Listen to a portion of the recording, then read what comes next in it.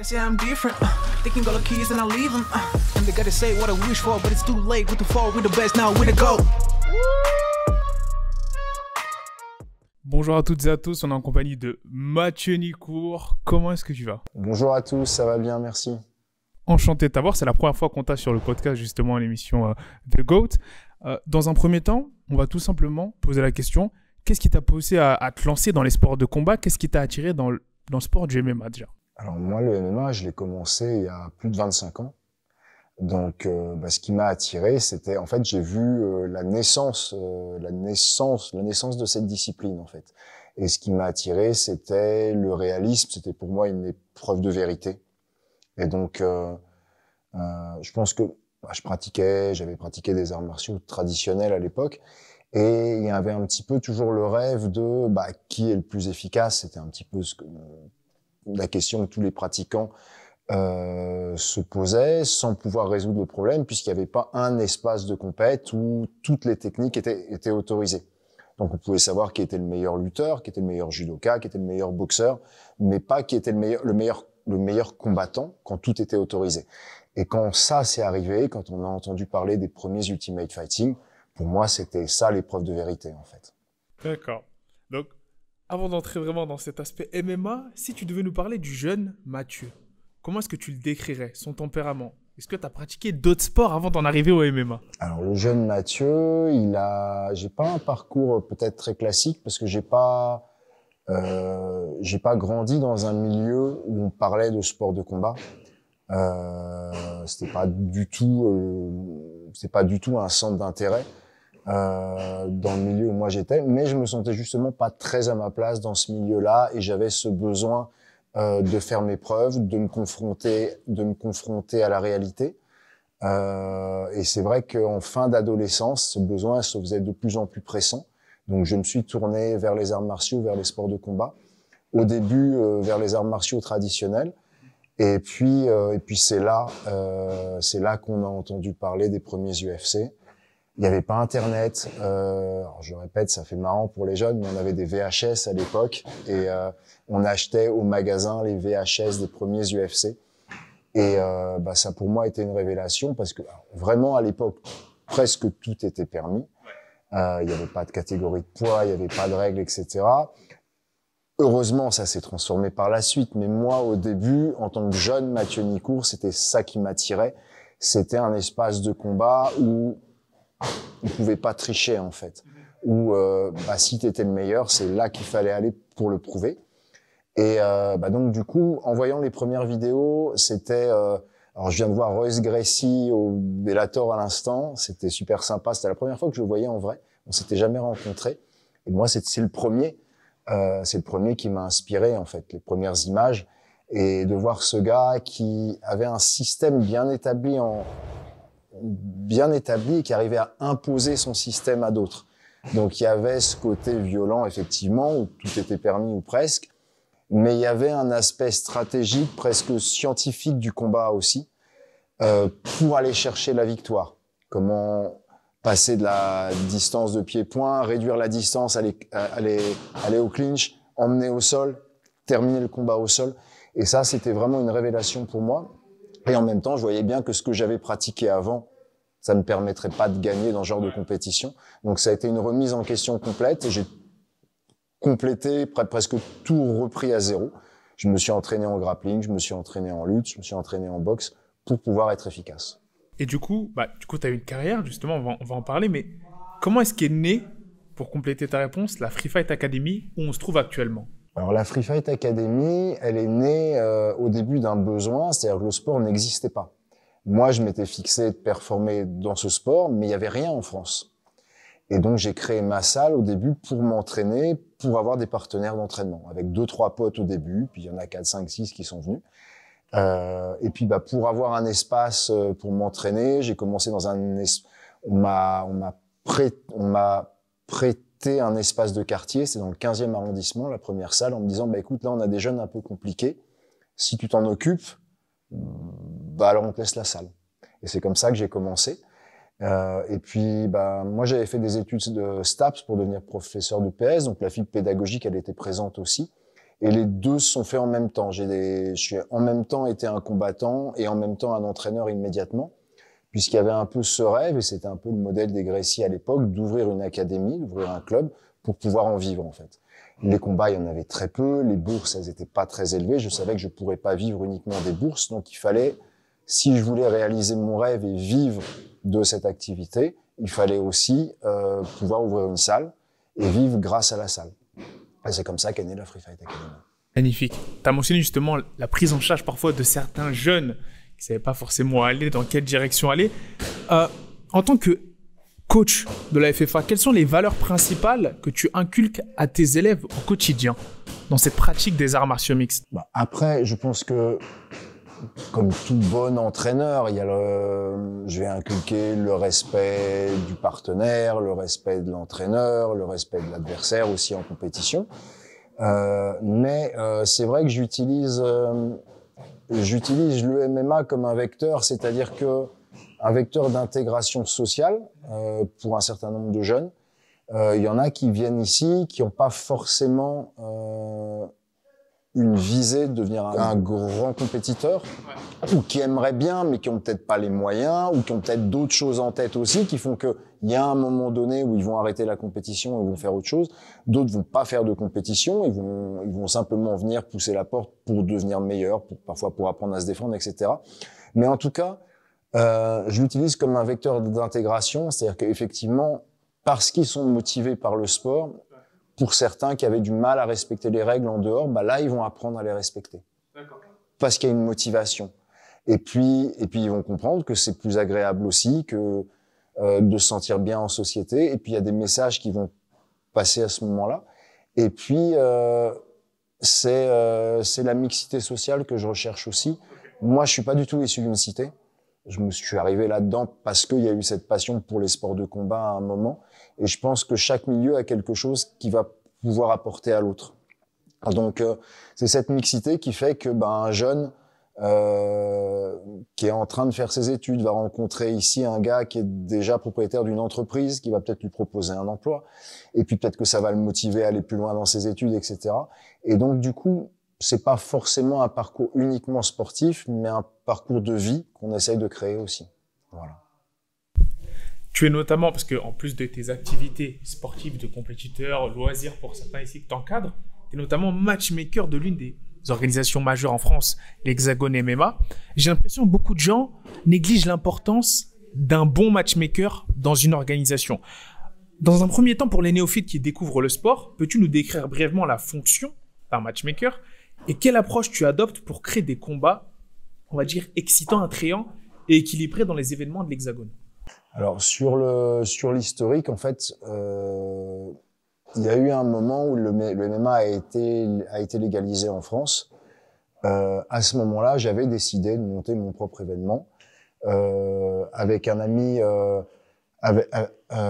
J'ai donc proposé à Yann Lamotte, que je connaissais de longue date, qui a un club dans les Yvelines, un gros club, le SDCL Center dans 78, et donc Free Fight Academy, SDCL Center, on a donc associé nos équipes pour faire vivre ce qu'on a appelé le FFA Challenge, Free Fight Academy Challenge. Ça a été notre premier événement, et c'est là que j'ai appréhendé la fonction de matchmaker, puisque moi je m'occupais plus de cette partie sportive.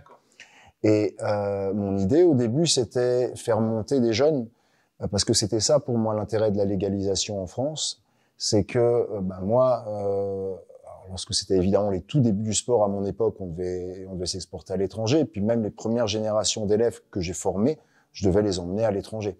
Il y avait le pancrace en France, qui n'était pas tout à fait du MMA, et puis très vite, il fallait aller à l'étranger. Et là, on a la grande chance maintenant de pouvoir construire une carrière pour un combattant en France, ce qui facilite énormément les choses.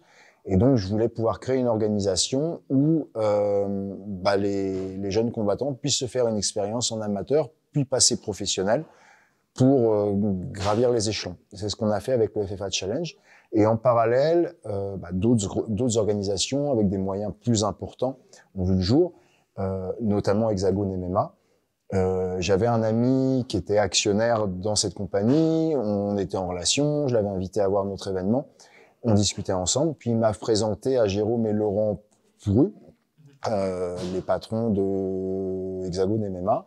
Et en discutant, on a décidé de fusionner les deux événements. Et donc, du coup, je suis maintenant matchmaker pour Hexagone MMA. Donc ça, c'était pour l'historique un petit peu. Et sur le rôle du matchmaker, je pense que c'est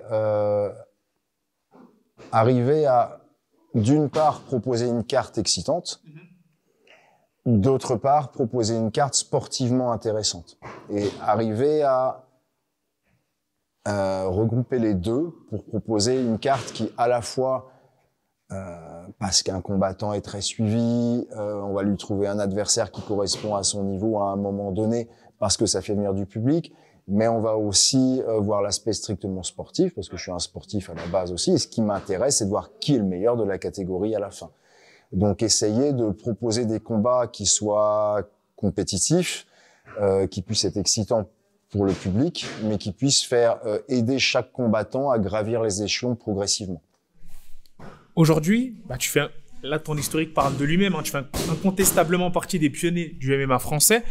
Dans quelle mesure ton expérience du milieu et le fait d'aborder la casquette justement de head coach à la FFA te permet de performer dans ce rôle-là de matchmaker de cette nouvelle organisation? En fait, le fait d'avoir été combattant moi-même, évidemment, ça me donne une expertise que n'aurait peut-être pas un matchmaker qui n'a pas eu cette expérience-là.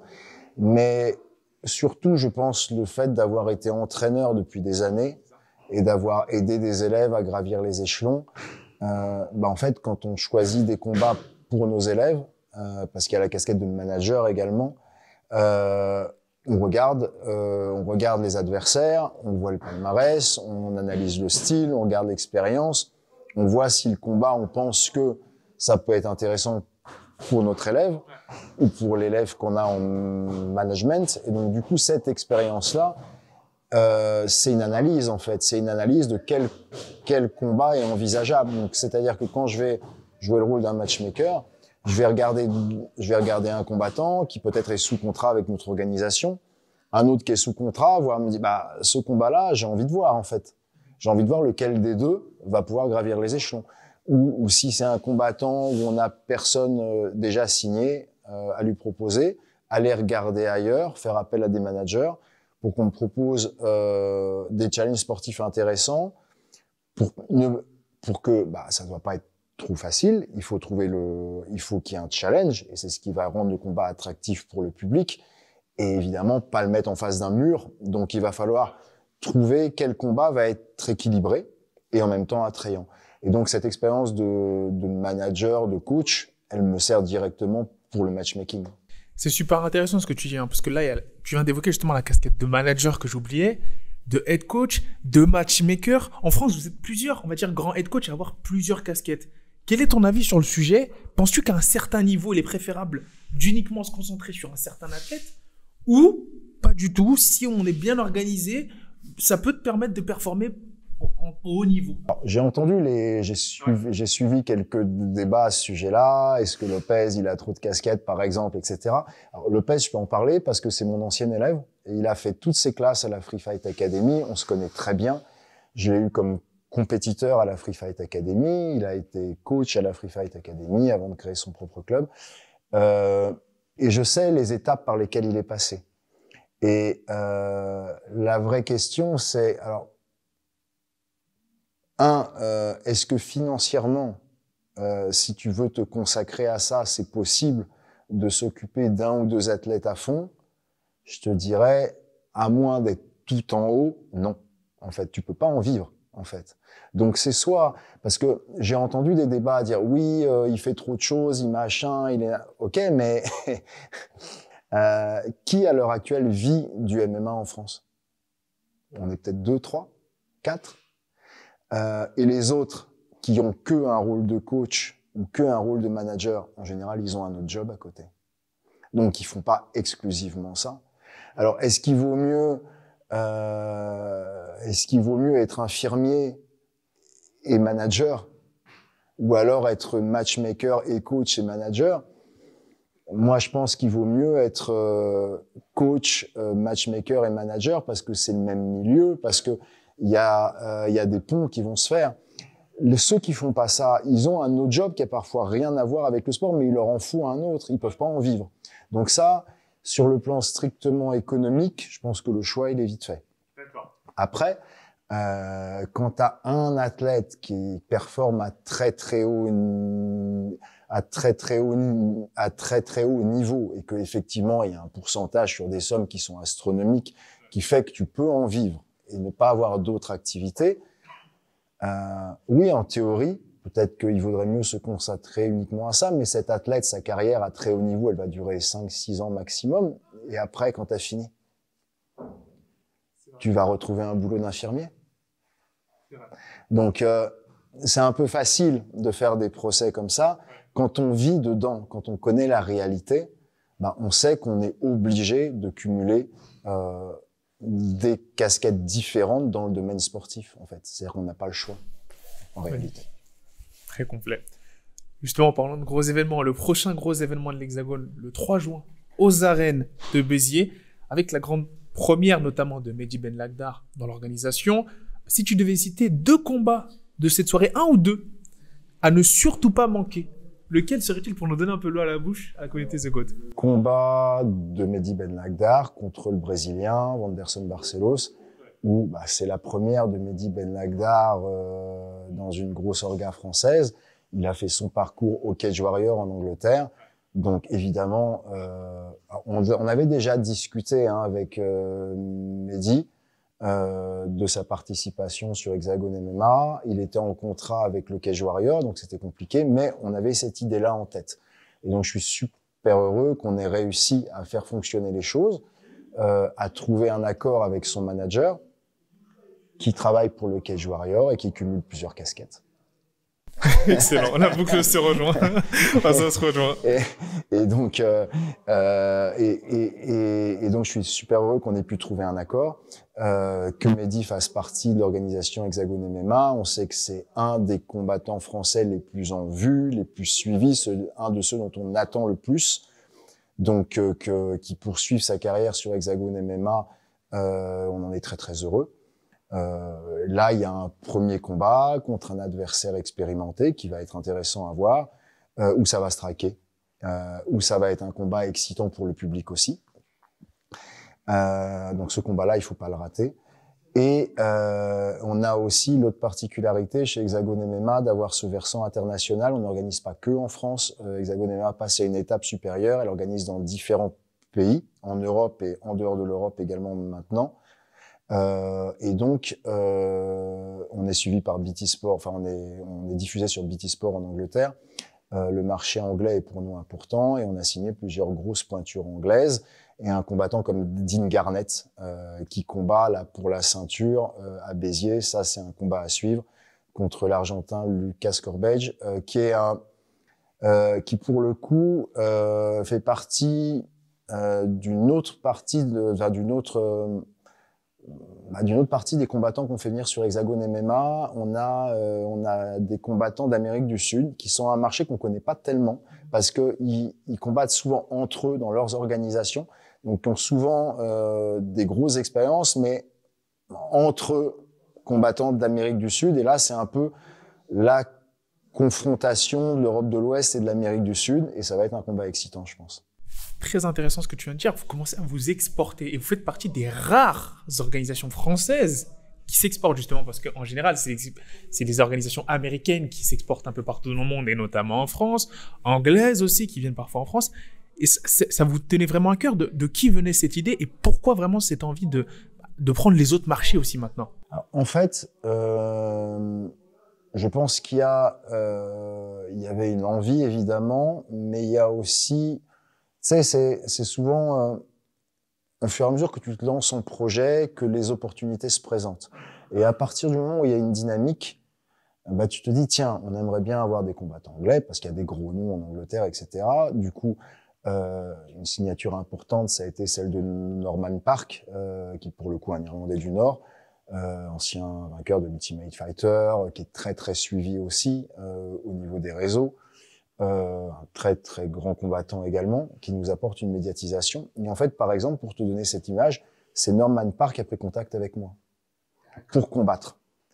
Parce que le marché anglais, c'est le Cage Warrior depuis assez longtemps et il n'y a pas grand-chose d'autre en fait. Et nous, on apporte une autre alternative. Et il y a beaucoup de combattants anglais qui nous demandent, qui sont friands de ce qu'on fait, qui ont vu la qualité du show, c'est diffusé sur BT Sport en Angleterre, etc. Et donc, à un moment donné, et là je cite les Anglais, mais il y en a d'autres, et à un moment donné, quand on voit que les étrangers nous sollicitent pour combattre dans nos organisations, on sent qu'il y a quelque chose à faire. Et donc, à partir de là, on crée des passerelles, on cherche quelles sont les possibilités, et on voit que finalement, c'est pas tellement plus compliqué d'organiser à l'étranger qu'en France. On a des relations avec les médias qui font que ça nous facilite les choses aussi.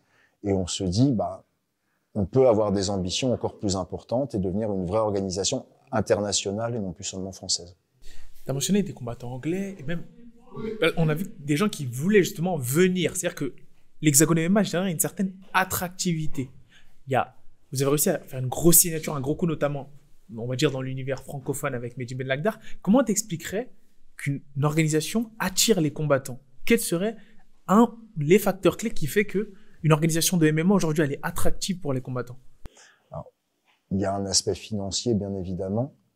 On parlait du marché anglais. Concurrentiellement, je pense qu'on est un cran au-dessus.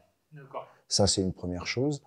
Il y a le fait d'être médiatisé aussi, c'est-à-dire qu'on a la chance avec Hexagone MMA d'avoir des contacts, d'avoir un réseau au niveau des médias qui fait qu'on est diffusé dans un très grand nombre de pays. Et donc, du coup, les combattants de ces différents pays savent qu'ils vont pouvoir être vus dans leurs pays respectifs. Donc, au niveau de la reconnaissance, ça leur apporte aussi beaucoup. Ça, c'est une autre raison, je pense. Et puis, il y a la qualité des shows.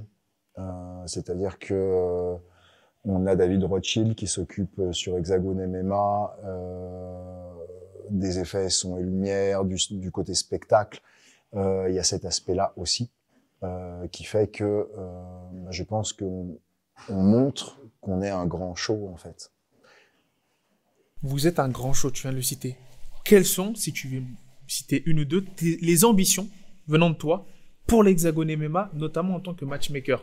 De l'aspect matchmaker, c'est quoi si tu devais poser là sur le moyen terme, long terme, des ambitions pour cette organisation, que ce soit en France ou à l'international? Alors moi, à titre personnel, mais c'est une ambition qui est partagée au sein d'Hexagone MMA, mais ce qui est pour moi est important, c'est de partir de la base et pouvoir aller au sommet.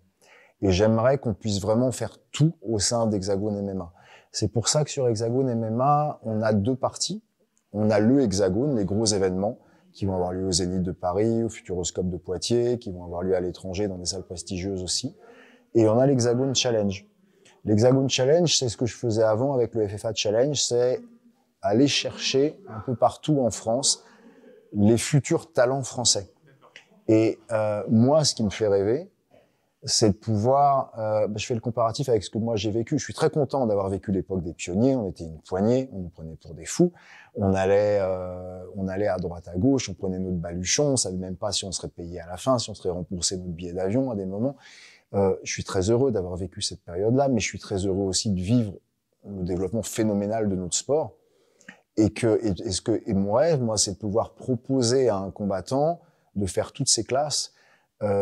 Avec le challenge, on a des combattants qui ont déjà une expérience en amateur, qui vont pouvoir faire leur premier pas en début de carte d'un Hexagone Challenge, pouvoir passer professionnel dans la deuxième partie de carte d'un Hexagone Challenge et se construire un palmarès, se construire une expérience. Et à partir de là, on va les repérer pour pouvoir les emmener sur nos gros événements Hexagone, dans des grosses salles prestigieuses, leur faire signer des contrat, on cherche à faire des multi-fights parce que ça nous intéresse plus de construire la carrière d'un combattant et qui reste avec nous pour plusieurs combats et lui permettre de, peut-être s'il est bon, aller à la ceinture d'Hexagone MMA et créer dans ce cas Et là, c'est là que je dis, on part vraiment de la base et on va jusqu'au max, et pouvoir créer des passerelles ensuite pour les champions qui ont déjà défendu leur ceinture au sein d'Hexagone MMA, avec les organisations qui sont encore plus importantes que nous, comme le Bellator, comme l'UFC par exemple. C'est super intéressant ce que tu viens de me dire, parce que là, tu viens vraiment de me dérouler les ambitions, vraiment au sein, vraiment en tant que partie de l'Hexagone, partie prenante de l'Hexagone. Je te poserai la même question maintenant en tant que head coach de la FFA et de l'académie, pour les athlètes de l'académie. Sachant que tu as ce cursus-là en parallèle, cette possibilité de l'Hexagone. Ce serait quoi tes ambitions pour un athlète type que tu as pris d'en bas de la FFA? Où est-ce que tu voudrais l'amener dans l'idéal? Ce serait quoi le Graal pour cet athlète-là? Le Graal pour moi, en tant qu'entraîneur en tout cas, ce serait prendre un élève qui arrive et qui n'a rien fait du tout. Lui montrer les bases, lui apprendre le sport, lui donner je pense que ce qu'on fait bien, c'est lui donner une logique de combat. C'est-à-dire, moi, ce que j'aime bien faire, c'est un gars, il arrive, il sait rien faire. Et on en a eu plein des comme ça. Où on leur donne les bases, on leur donne une structure. Après, petit à petit, il va construire son propre style. Mais en tout cas, il a une base où le MMA, il sait ce que c'est. La logique du sport, il la comprend. Et il peut s'en sortir dans toutes les situations et il peut imposer une stratégie. À partir de là, les particularités de chacun font faire qu'ils vont développer un style. Il y en a qui vont peut-être plus s'orienter sur le pied-point, la défense de lutte, d'autres qui vont plutôt chercher systématiquement à emmener au sol. Mais en tout cas, ils ont une base qui leur permet de faire l'ensemble des choses. Et après, ils vont développer un style propre en fonction de là où ils ont des facilités, de là où ils ont une appétence. Et moi, ce que je voudrais, c'est pouvoir justement partir de cette base d'un élève qui connaissait rien, qui est arrivé au club, qui a fait ses classes, qui a combattu en amateur, qui a fait ses classes en pro, qui est passé d'une petite organisation à une grosse organisation et pouvoir l'amener au plus haut niveau. On a Bourama Kamara, la Free Fight Academy, qui combat au Bellator actuellement, qui est en multi-fight au Bellator. Il a commencé à la FFA, c'était son premier sport. Il n'avait jamais pratiqué. Il connaissait rien. Et c'était même la première fois qu'il s'inscrivait dans un club de sport, en fait. Il est parti de rien du tout et il est au Bellator actuellement. C'est ça pour moi un exemple de de mon rêve en tant que coach. Voilà. C'est magnifique ce que tu viens de dire, surtout avec Bourama, c'est vraiment très très fort, très très fort. Et là, moi la question que je vais te poser maintenant, c'est un peu dérivé sur l'actualité, notamment en termes de plan de carrière, parce qu'on se dirige un peu vers ça. Aujourd'hui, ce qui défraie la chronique, c'est le cas Cédric Doumbé. Et moi, j'aimerais, parce qu'on entend beaucoup de choses sur les réseaux, même nous, les médias, on n'est pas forcément dedans comme vous l'êtes. J'aimerais l'avis d'un expert dessus. Quel est ton avis, toi, pour le moment, à ce moment-là de la carrière, Cédric Doumbé, quel est ton avis sur son choix de carrière? Est-ce que tu pourrais nous donner une réponse sur a-t-il fait le bon choix en choisissant maintenant le PFL plutôt que l'UFC ou le Bellator? Qu'est-ce que tu peux nous dire un peu? Et aussi nous parler un peu de cet engouement. Pourquoi il y a autant d'engouement autour de lui, quoi? Comment est-ce que tu expliquerais tout ça? Moi, si tu veux, je te donne mon ressenti en tant qu'ancien qui a vécu à une époque avant et qui a connu toute cette nouvelle médiatisation, les réseaux sociaux, etc. Quand j'ai commencé, toutes ces choses-là, ça n'existait pas. Tu voulais qu'on parle de toi, fallait aller dans les kiosques à journaux, prendre les magazines spécialisés. C'était Karaté Bushido. Il y a eu le magazine Fight Sport à un moment donné. Et le but, c'était qu'on parle de toi dans des magazines papier. Que seulement des spécialistes des sports de combat et arts martiaux, si tu veux aller acheter. C'était de cette façon que tu te faisais ta com. Donc ça a rien à voir. Et on a vu, il n'y avait pas de médias à la télé qui s'intéressaient à nous, il n'y avait pas Internet, etc. Et j'ai vu toute cette montée. Et pendant un moment, je m'en suis pas trop occupé. Et il y a que depuis quelques années où je me suis mis à fond dedans parce que je me suis dit, je veux voir comment moi je peux développer aussi. Je veux voir comment moi je peux m'adapter à cet environnement. C'est mon nouveau challenge à 50 ans. Voilà. Et donc du coup, j'ai soigné un peu plus sur Instagram, etc.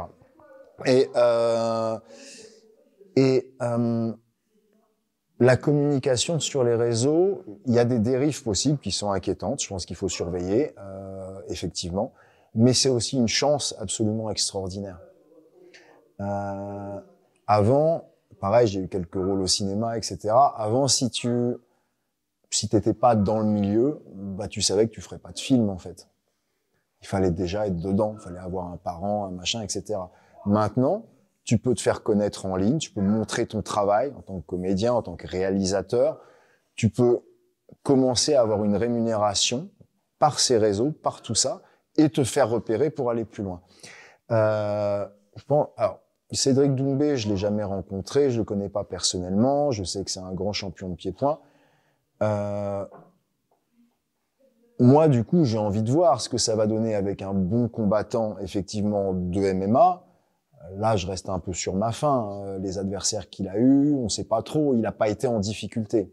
Donc, on voit pas ce que ça peut donner avec un gars vraiment bon. Mais je pense que stratégiquement, c'est bien joué. Parce que, bah, il a créé une attente. Je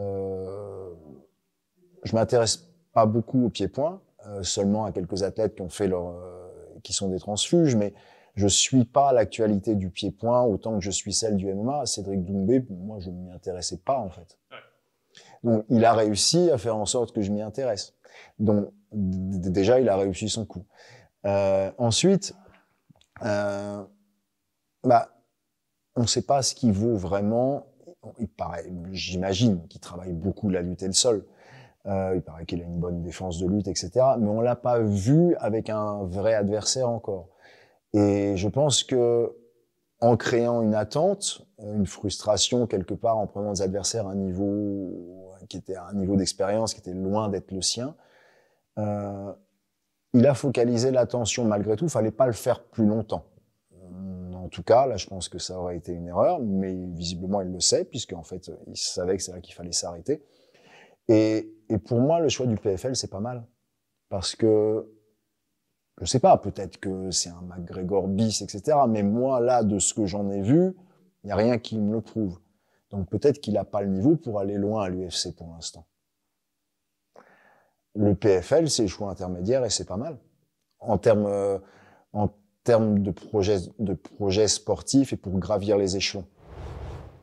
Là, je te parle sur le plan strictement sportif. Donc, je pense que c'est un bon choix, en fait, parce que pour moi, là, c'est difficile à dire parce qu'on l'a pas vu avec des bons gars, mais pour moi, il serait peut-être pas allé très loin à l'UFC, en fait. Ouais, déjà sportivement, c'est un bon choix, sans avoir même évoqué donc les sportivement, c'est bien d'avoir une grosse orga, mais un petit peu en dessous. Qui va lui permettre de grandir encore, de prendre des adversaires de plus en plus grands pour peut-être aller à l'UFC après, mais qui va lui laisser un peu plus de temps. Et en étant bien payé, et ça c'est la deuxième partie. Je pense que, enfin, moi des échos que j'en avais eu, l'UFC, ça n'avait pas marché pour eux la com avec l'UFC, et oui, bah tu vas commencer avec les mêmes bourses que les autres, quoi. C'est les échos que j'en ai eu. Après, je sais pas toutes les tractations. Je sais qu'au Bellator, on avait discuté un petit peu, ça n'avait pas beaucoup avancé, mais il avait peut-être cette idée-là en tête aussi. Et je pense que le PFL, c'est peut-être eux qui ont le plus besoin de Cédric Doumbé à ce moment-là. D'accord. Le Bellator, ils remplissent Bercy. Payer des très fortes sommes pour Cédric Doumbé, c'est s'ils ont envie de se faire un kiff, ils le font. Mais avec ou lui, de toute manière, ils remplissent Bercy. L'UFC, bah, ça les intéresse pas. C'est pareil, ils remplissent Bercy. Et bah, visiblement, la hype, ça leur suffit pas. Donc, ils lui proposaient pas des choses intéressantes pour prendre des mecs très très forts. Donc, pour probablement prendre des mecs très très forts. Le PFL, ils cherchent à s'installer en France. Ouais. Ils sont pas très connus encore en France. Ils ont besoin d'un Doumbé. Donc, je pense que ça matchait bien, en fait. Voilà. Tout simplement. Là, on va parler... Tu parlais justement de certains aspects qui pouvaient être négatifs, notamment avec la montée médiatique parfois des réseaux sociaux. Il fallait faire très attention. Quels sont les aspects du MMA, s'il y en a, que tu aimerais voir évoluer ou changer dans le futur? Ça peut être tout et n'importe quoi. Moi, je pense que là, on est arrivé à un stade où le sport est attractif, le sport est passionnant. Il y a le sport tel qu'il est actuellement, moi, si tu veux, j'ai pas envie de le changer et il est bien comme ça. Okay. Après, moi, si tu me demandes à titre personnel ce que je préférerais, je crois que c'était Saint-Pierre qui avait dit ça, il préférait qu'il y ait un seul round et que ça dure l'intégralité du temps. Et en fait, moi, en tant que puriste des débuts, ce qui m'intéresse, c'est qui gagne lorsqu'il y a le moins de règlements possible, lorsqu'on est plus proche d'une situation la plus réaliste possible, donc il n'y a pas d'interruption de round. C'est pas t'es cloué au sol, on te donne une deuxième chance à la fin du round. C'est à toi de te débrouiller pour te relever si t'es meilleur debout. Et moi, à titre personnel, une seule période de 15 minutes plutôt que 3 rounds de 5, c'est ce qui m'intéresserait le plus. Et on voit qui a gagné à la fin des 15. Sans qu'il y ait de coupure artificielle dans le combat. Mais par contre, pour un aspect spectacle, je pense que les 3x5, c'est en fait la bonne formule. Ça permet de relancer, des fois quand ça bloque un peu, donc au niveau spectacle, au niveau show pour les spectateurs. Et 5 minutes, c'est quand même assez long. Il faudrait pas que ce soit plus court comme round. Donc je pense qu'on a la bonne formule en fait. Je pense aussi, parce que ça se faisait aussi, je crois, au Pride, hein, une seule reprise de 15 minutes, si je me trompe pas, assez longue. Ouais, c'est vrai qu'à des moments, il y avait des périodes de mou par moment. C'est ça. Mais et après, après c'est l'aspect spectacle qui va compter à un moment. Moi, je me rappelle que quand j'ai combattu à l'IFC, mais c'était en 2000, c'était un round de 8 minutes. Et il y avait des prolongations après. Je crois 2 prolongations de 3 minutes s'il n'y avait pas eu de vainqueur, voilà. Mais donc, c'est un premier round qui était long. Voilà. C'était la période intermédiaire, tu sais, où ça, parce que j'ai connu l'évolution des règles, où c'était pas les mêmes règles partout, les règles unifiées n'existaient pas. Mais je pense que la formule actuelle est la bonne, moi. Parfait. Là, maintenant, c'est une question qui est peut-être un peu similaire. Hein. Mais s'il n'y a pas de réponse, il n'y a pas de réponse. Quels sont, selon toi, les principaux défis? Parce que là, c'est vrai que c'est un sport qui est en vogue en ce moment. On peut se dire qu'il n'y a pas forcément de défis auxquels il peut être confronté. Mais le MMA français, quels sont les principaux défis auxquels il peut être confronté? Et comment penses-tu qu'il est possible de les relever aujourd'hui? Alors, moi, je dirais que le premier défi, c'est pour une organisation, ce qu'on essaie de faire avec Hexagone MMA, c'est avoir une organisation française qui devient une grosse organisation internationale. Ça, si on y arrive, ça serait quelque chose d'absolument extraordinaire. Évidemment, pour l'instant, tout le monde rêve d'aller à l'UFC ou au Bellator. Ce qui serait génial, c'est que les gens rêvent à travers le monde de venir à Hexagone de la même façon qu'ils rêvent de se retrouver à l'UFC, par exemple. Ça, ce serait un challenge. Et je pense qu'il y a un réel potentiel pour ça. Bon, on voit comme on a rattrapé les Anglais en un rien de temps. Ouais. Ça fait même pas 3 ans que le MMA est légalisé, je sais plus exactement. On a déjà rattrapé les Anglais. Et on est même en train de les dépasser. Ils souhaitent venir combattre dans nos organisations. Donc, je pense qu'on peut vraiment aller plus loin, plus vite. Et ça nécessite d'intéresser des investisseurs. Et ça nécessite aussi que les médias jouent le jeu. Actuellement, le but, c'est de convaincre les médias de payer autant une organisation française que de payer pour un UFC, pour un Bellator. On a besoin de ce partenariat avec les médias. Et donc, on a besoin, ça se fait pas par magie, il faut que ça soit intéressant pour eux. Donc, à nous de faire en sorte de proposer des shows qui soient aussi attractifs, qui vendent autant, qui encouragent autant de gens à prendre un abonnement à une chaîne. Donc ça, c'est là pour nous le challenge en tant qu'organisation. Au niveau d'un combattant, c'est accéder à la ceinture des plus grosses organisations actuelles, et je pense que ça va arriver très vite. On avait déjà des combattants français qui étaient allés à très haut niveau, alors qu'on n'avait pas de compétition de MMA en France. On s'entraînait en pancrace, où les règles n'étaient pas les mêmes. Il fallait réadapter le jeu quand on allait à l'étranger. Maintenant, on peut se développer en France beaucoup plus vite. Et ce que j'espère, le nouveau challenge, c'est intéresser des gros médias, des gros médias, on l'a dit, mais des gros sponsors aussi, des gros investisseurs qui, pour l'instant, commencent à s'intéresser à nos sports, mais sont encore un peu prudents. Et ce que j'espère, c'est que des grosses marques vont voir l'intérêt, vont parier sur notre sport, sur les organisations françaises, pour nous aider à nous développer encore plus vite. Cette fois-ci, dans un registre un peu plus motivant et inspirant, toi, à ton niveau personnel, en tant que combattant, en tant que coach, quel a été le plus grand défi que tu as réussi à relever jusqu'à présent, si tu pouvais en citer un qui te revient vraiment à l'esprit? En tant que combattant, je dirais que c'est d'avoir remporté le tournoi des poids légers de l'IFC. Bon, tous les combats ont été importants. Hein. Oui. Le premier titre de champion d'Europe en Angleterre, c'était la seule organisation anglaise. Il n'y avait pas les Cage Warriors, il n'y avait pas les Cage Rage. C'était Night of the Samurai, c'était Lee Asdell, qui était un pionnier anglais qui avait lancé ça. C'était la seule organisation pro en Angleterre. Donc ça, c'était évidemment... C'est là que j'ai su que j'avais fait quelque chose d'important qui marquerait les esprits et qui me permettrait de vivre de mon sport. Le premier titre en Angleterre, c'était important. Et la deuxième étape, c'était l'IFC. Je crois que c'était le deuxième tournoi des poids légers. Les catégories de poids n'existaient pas depuis très longtemps dans beaucoup d'organisations. Et je sais que quand je suis parti là-bas, on m'a dit « mais tu vas te faire éclater, c'est pas le même niveau, nanana. » Et premier combat, deuxième combat, donc on était 4 dans le tournoi, c'était la période intermédiaire, et de remporter la finale, quoi. Ça c'était extraordinaire pour moi. Ouais. J'étais parti tout seul en fait, parce que c'était moi le coach en fait. Donc c'était des élèves qui venaient dans le coin avec moi. Il y avait un élève qui m'avait accompagné, mais qui pouvait pas rester. J'étais parti 2 semaines là-bas pour faire mon camp d'entraînement là-bas. C'était Daniel Robin, un ancien médaillé olympique de lutte français, qui était installé à Montréal, qui était responsable des sports de la ville, qui m'avait facilité les choses pour me donner accès à des structures, etc.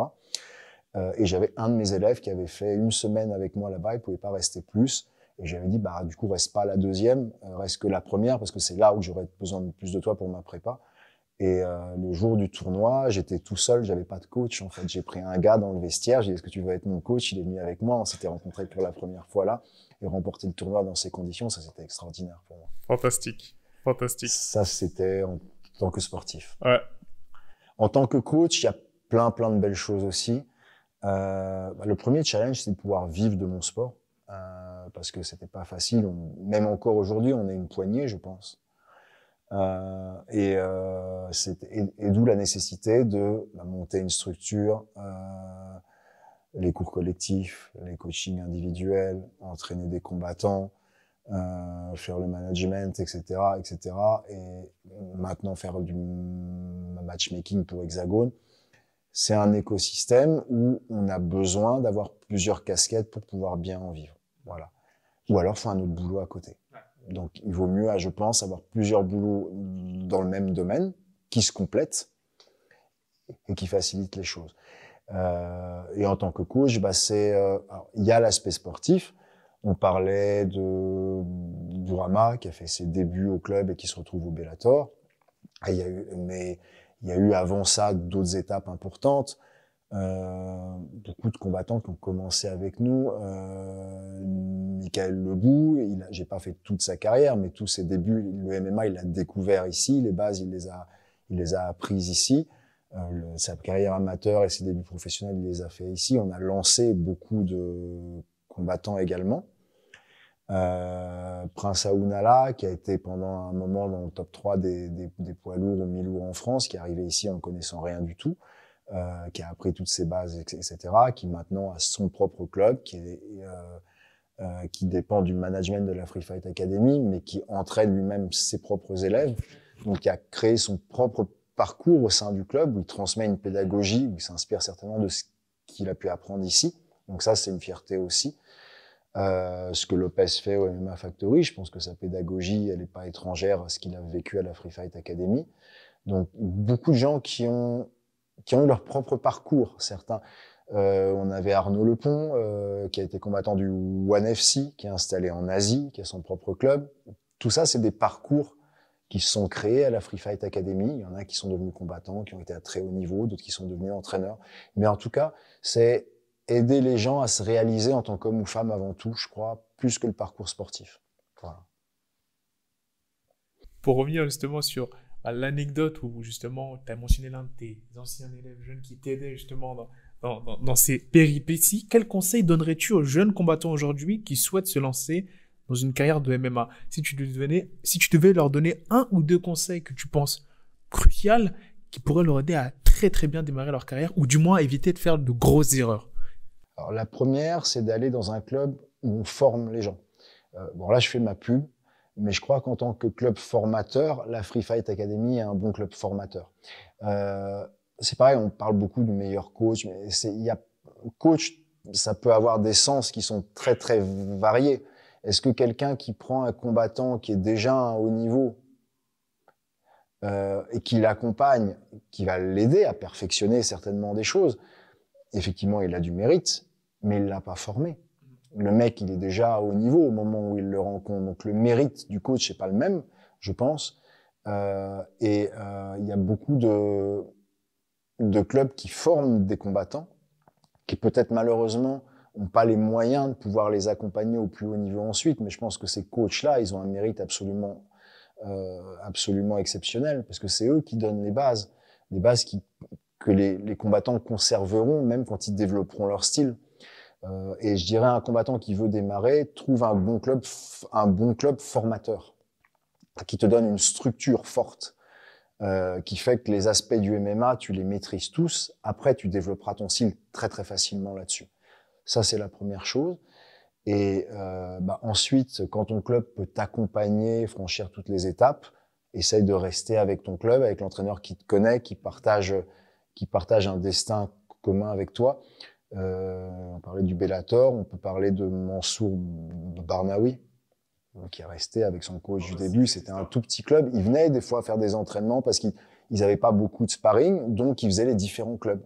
Et ils ont réussi à aller à l'endroit où se trouve Mansour Barnaoui actuellement. Donc ça, c'est un exemple à suivre aussi, par exemple. Très très fort, très inspirant. Quels sont tes critères pour décider si, oui ou non, un combattant est prêt à passer du niveau amateur au niveau professionnel? En fait, il n'y a pas un critère fixe, parce que tout le monde ne progresse pas à la même vitesse. Il y en a qui mettront un peu plus longtemps. Mais je dirais que là, et surtout avec les moyens qu'on a maintenant, de pouvoir se former en amateur, je dirais que quand un combattant, alors, tu vois, les règles de la FMF, je sais que je n'ai pas toujours été d'accord avec toutes les règles. Bon, maintenant, je fais partie du bureau, donc on en discute et il y a des évolutions, etc. Mais par contre, il y a une règle qui est pas mal, et enfin, une règle qui est bien, je trouve, c'est il te faut minimum 5, peut-être 6 combats maintenant amateurs pour pouvoir aller en pro. Je trouve que c'est bien.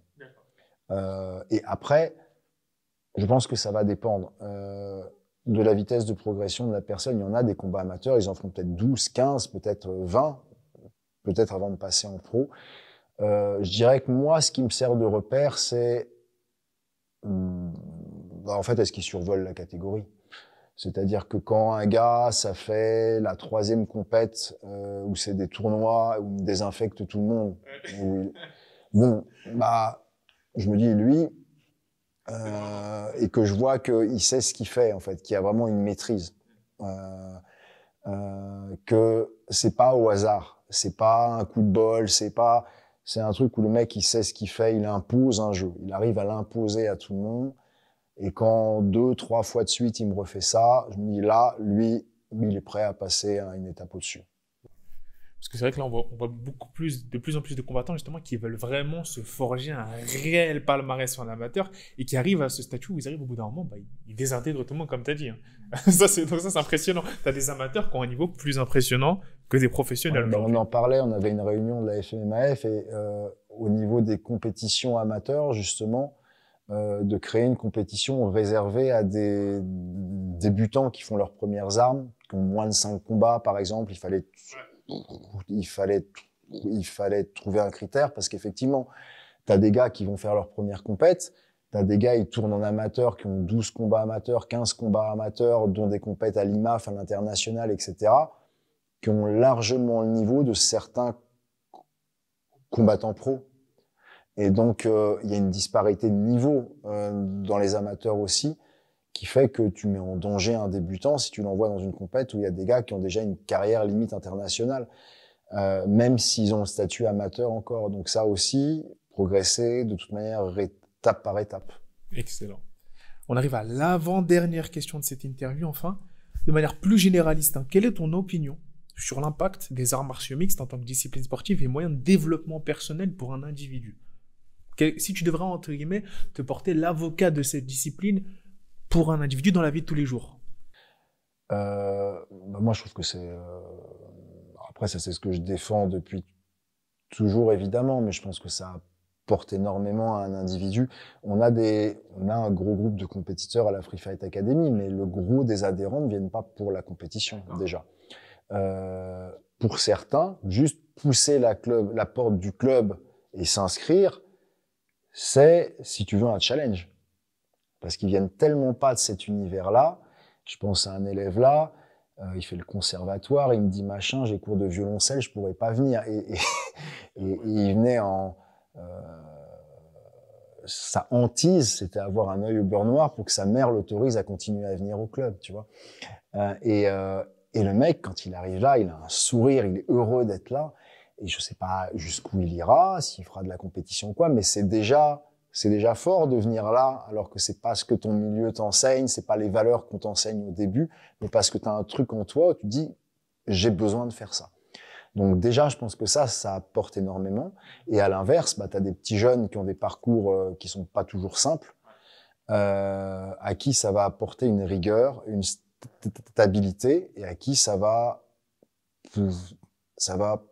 pouvoir ouvrir une vocation. Et donc ça, je pense que le MMA, il peut servir à tout ça. Ensuite, il y en a certains qui vont construire un parcours sportif, en faire leur métier, devenir professionnel. Mais je crois beaucoup aux vertus du sport amateur aussi. C'est pour ça que je pense que c'est très important qu'on le développe en France. J'avais un public avant qui était plus orienté populaire, parce que dans les milieux populaires, le sport de combat où ça cogne, c'est un peu dans les valeurs de base. Et puis certains milieux où, le milieu dont je suis issu, on m'encourageait à faire du tennis, moi. Où c'est un challenge déjà de venir faire ça ici. Et qui par contre ont pas l'ambition de devenir un grand combattant professionnel. Ils font peut-être médecine, des fois les mecs, il faut qu'ils se consacrent à leurs études à fond. Mais par contre, ils peuvent faire un parcours amateur intéressant. Ils auront peut-être pas assez, ils pourront pas s'entraîner 2 fois par jour. Mais ils peuvent faire un parcours amateur intéressant et leurs études en même temps. Et même s'ils arrêtent à un moment parce que leur activité professionnelle ou leurs études leur permettent plus, ils auront acquis quelque chose d'extraordinaire, une capacité à se dépasser, à aller plus loin, qui va leur servir de toute manière dans tout ce qu'ils vont faire dans leur vie. Magnifique. Dernière question de ce magnifique entretien. Si tu devais en citer 2, quels sont les combattants qui aujourd'hui t'impressionnent le plus ou t'ont impressionné dans ce sport que sont les arts martiaux mixtes aujourd'hui? Alors, au niveau international, mais là c'est moi parce que j'ai vécu les tout débuts du sport. Et tu vois, rencontrer Royce Gracie, c'était une joie parce que pour moi c'est de lui que tout est parti en fait. Et en discutant avec lui, il me disait non mais c'est pas moi, c'est mon père. J'ai fait que poursuivre l'œuvre de mon père, ce qui est vrai. Mais nous, on l'a connu avec lui. Tu vois, nous les premières VHS, les premiers vainqueurs de l'UFC, c'était lui. C'est lui qui nous a montré qu'il y avait une dimension sol en combat, par exemple. Donc ça, pour moi, ça reste quelque chose de très important. Évidemment, le sport a beaucoup évolué actuellement. Un combattant comme Georges Saint-Pierre, plus proche de nous, ça reste une référence pour moi parce que c'était le gars qui pouvait tout faire et dominer son adversaire dans tous les secteurs du combat, avec une maîtrise extraordinaire et une application d'un game plan et d'une stratégie absolument extraordinaire. Un combattant comme John Jones, au niveau technico-tactique aussi, mais d'ailleurs qui s'est inspiré de Georges Saint-Pierre, il l'a dit, mais qui maîtrise tous les domaines du combat aussi, qui vient de la lutte, mais qui a su adapter sa morphologie, qui est dangereux avec ses coudes, etc. Des techniques de pied-point aussi, il a remis des coups de pied au goût du jour qu'on voyait plus, les coups de pied directs, si tu veux, au genou, etc. Enfin voilà, ça c'est des combattants qui sont vraiment inspirants. Très bien, écoute, c'était un plaisir. On espère te revoir après un si gros entretien sur le média, ça fait vraiment plaisir. Et on a hâte de voir tes combattants qui vont performer, on espère, dans les plus grosses organisations, et notamment le Bellator pour Camara qui arrive très très prochainement. J'espère aussi, on attend ça avec impatience. Merci beaucoup Mathieu. Merci beaucoup à toi. Way to go.